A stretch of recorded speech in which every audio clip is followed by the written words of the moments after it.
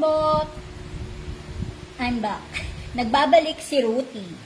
So, ang ide-demo ko ay ang paggawa ng kutsinta malagkit. So, merienda, agahan bukas. Merienda bago matulog. Ay midnight snack. So, nasa harap po ninyo mga ingredients. And then, ito yung gagamitin kong hulmahan. So, I have container here. This is 500 ml square container. Okay, for the ingredients, meron po tayo ditong 2.5 cup glutinous rice flour. Meron po tayo ditong 1.5 cup brown sugar. 1/3 cup powdered milk. So, I'm using Alaska. Any powdered milk pwede. Nabubulol ako. Meron tayo ditong 2 tablespoon ng lye water, 2 tablespoon ng ating vanilla flavor, and of course, meron tayo ditong 2 3/4 cups ng ating water, and orange food color. So, kung wala kayong food color na orange, pwede naman po ang atswete or any color na gusto po ninyo. Okay, yeah. Let's start. So, nagpapakulo na po ako ng tubig. Glutinous rice flour, ang ating powdered milk, brown sugar, haluin muna natin. Hello, kay Ma'am Marvic Deheto.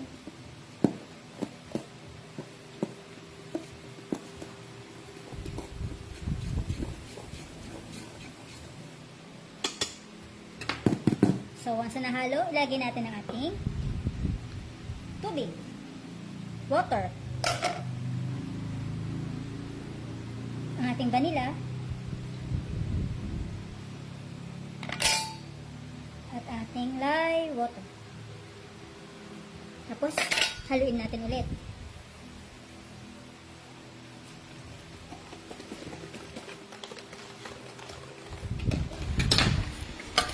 So, ang gagawin ko, hatiin ko po yan. Kasi para dalawang color po.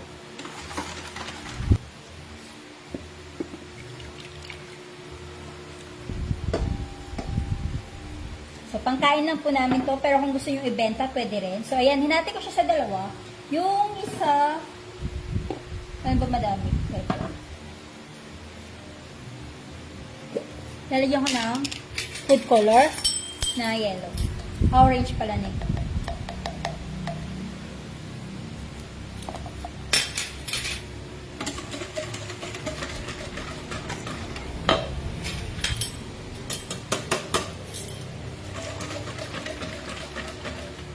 Pwede ring red. Depende sa inyo kung anong kulay ang gusto nyo. Pwede naman iba-ibang kulay kutsinta. So, hindi yan kikibo.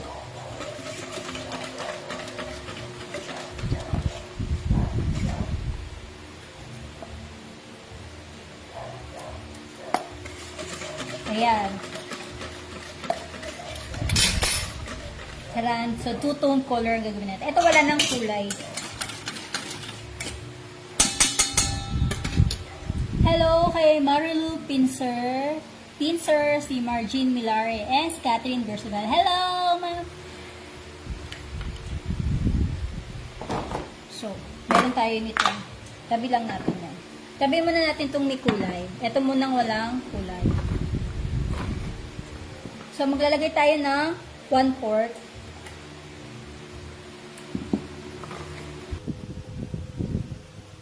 May kulang. So, i-divide lang natin siya. Wait lang. Mas dagdagan na lang natin.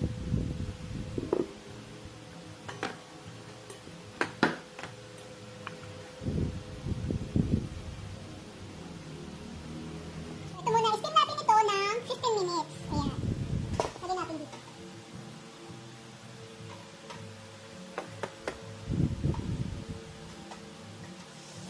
So, gagamit ako ng towel to cover this one, tapos yung pinaka-cover ng steamer, para hindi po siya matuluan. Taklak po. May bubbles yan. So, steam natin siya for 15 minutes. Wait lang. Tapos ito, pag na-steam natin siya 15 minutes, saka natin ilalagay itong second mixture. Kasi two-tone color po. Pero kung isa kakulay lang po yung gagawin nyo na kutsinta malagkit, steam po siya ng 25 minutes. Pero depende po kasi yun sa kapal ng gagawin ninyo. So, tansyahin nyo na lang po siya. Tusukin nyo ng toothpick. Kapag may sumama, hindi po siya luto. So, steam pa more. Pero pag wala nang sumama, yun, pwede na siya. So, yun, kailangan nyo na siyang i-check. May init-init pa. So, tanggalin na. Hindi ko na siya tatanggalin. So, ayan yung itsura niya. O, makita nyo, wala siyang deflate sa gitna. Kasi, hindi masyadong tuluan ng tubig. And, yung apoy, tama lang naman yung lakas ng apoy natin. So, huwag masyadong malakas yung apoy. Kasi pag malakas yung apoy, syempre, malakas ang bulwak ng tubig. Pag malakas ang bulwak ng tubig, o yung pagkakastim niya, mabibigla yan ng luto, bigla yung aalsa. Tapos bigla yung umisa, pagtanggal niya, bigla yung mag-shrink. Ganun.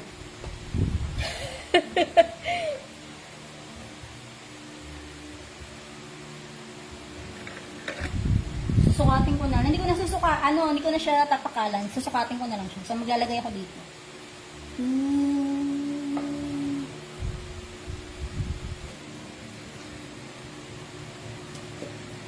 Tara! So, isasalang ko ulit yan sa steamer. So, ang apoy niya is nasa medium heat lang po. Para hindi siya mabigla ng luto. So, lalagay ko na ulit. Pero mainit pa. Mainit pa siya. So, mamaya pag lumamig yan, pag mainit pa, huwag nyo siyang gagalawin. Kasi baka ma-deform. So, ay, yung tsura niya. Oh. Dalawa yung kulay. Two-tone. So, yung sapin-sapin nasa, ano na to? Nasa page or nasa YouTube. Ano ito na. Ang bango. Magahan na kami. Again tomorrow. Maraming salamat po sa panonood. Bye-bye!